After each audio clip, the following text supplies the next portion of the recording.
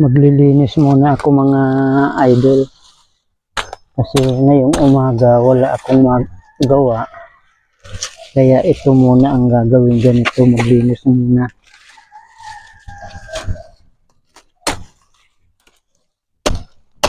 Ngayon kasi wala nang magpapatrabaho masyado kasi magbabagong taon na. Kaya dito na lang muna ako sa paglinis. Maganda naman kasing tingnan mga idol kapag malinis yung paligid.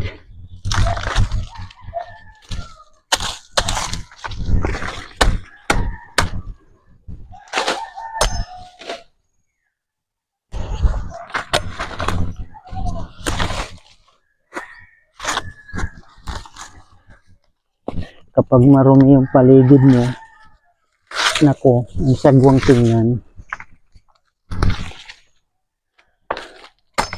Kaya kailangan mga idol,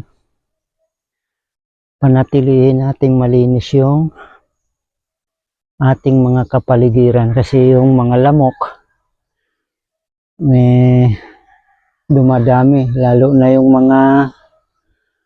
mga bao na natutubigan. Paborito ng lamok na tirahan, kaya alisin po natin yung mga tubig, lalo na yung mga gulong mga idol. Kapag natubigan yan, titirahan lang yan. Yan yung paboritong pangitlogan ng mga lamok.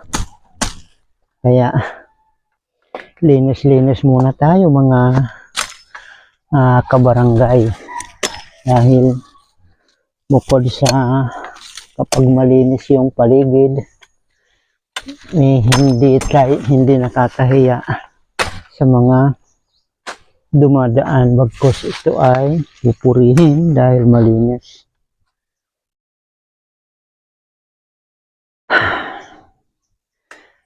Ito nga diyan galing na ako diyan mga idol, at wala akong ibang gagawin ngayong buong maghapon na to kundi maglinis.